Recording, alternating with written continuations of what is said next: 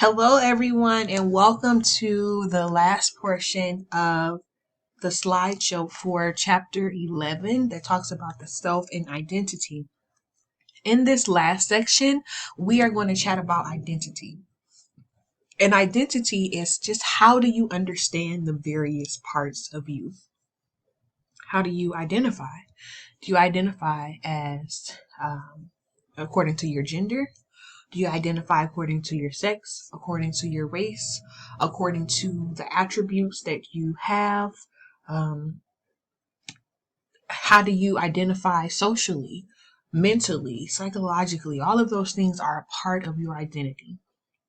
Typically, adolescents really begin to explore their identity. Children begin to explore their identity when they become adolescents. And as you all know, we aren't really getting into much the adolescent stage very much in this class because this is child development. But it's important to understand that identity doesn't start to form during adolescence. It is explored heavily during adolescence, but it doesn't actually start. Identity doesn't actually start during adolescence. It actually begins to occur when we talk about identity forming in social environments. And of course, one of the first social environments that children are engulfed in is at home. So we're going to discuss the family influences on identity. The family atmosphere should promote individuality and connectedness. Individuality and connectedness help children to explore and understand their identity. And so when we talk about individuality, we talk about separateness. And that means that children have to understand that there is a difference between themselves and other people. There is a difference between themselves and classmates, even themselves and other family members. Children also have to understand, and parents have to encourage self-assertion, excuse me. And when we talk about self-assertion, a lot of people call that, being assertive, meaning that children understand that they have their own point of view. And it's also important for them to communicate that point of view, that their point of view is important. Again, family members should influence separateness and self-assertion. All of that falls into individuality. Children also have to understand connectedness, and families play a huge role in understanding connectedness. And the first part of connectedness that we're going to talk about is mutuality. And what this is that children should learn to respect others' views. In a family, not only should parents be able to voice their opinions and have their views respected, but children should also be able to voice their own opinions, their own views, and have their views and their expectations respected by their family members, by their parents, their caregivers, their siblings.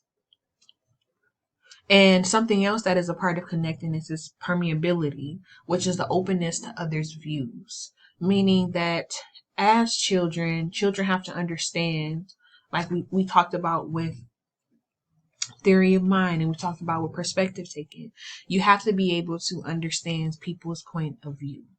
And you don't have to necessarily agree with someone, but you have to be open to trying to understand where they're coming from.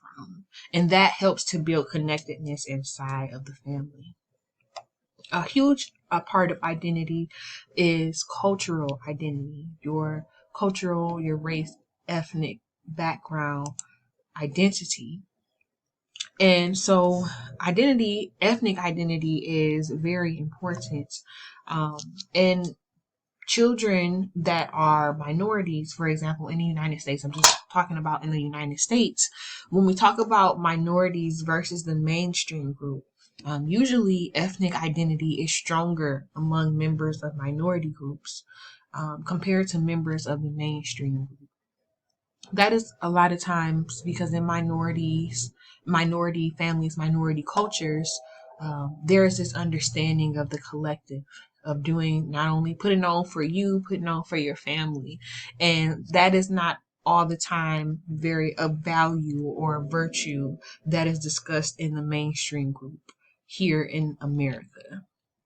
So that's important to understand. That is why ethnic identity is usually stronger among members of minority groups. Minority groups are usually taught to think about the collective, think about how you can impact not only yourself but your family, and for your race, put on for your race. But mainstream group is more individualistic. Positive ethnic identity is also related to positive outcomes for ethnic minority adolescents. And you can read about those types of positive outcomes in your book. But having a positive ethnic identity is very important, especially for minority groups that are in the United States who often are looked down upon for embracing their ethnic identity. But it's important for related to positive outcomes for ethnic minority adolescents, and it also helps to build resilience in adolescence. So it's very important. That is all that I have for you this chapter. I'm hoping that you all are staying safe. And please, if you need anything, please reach out to me. And have a good week. I'll see you all on the next week. Next week, it will be the final week before spring break. So be safe, and I'll talk to you all then. Goodbye.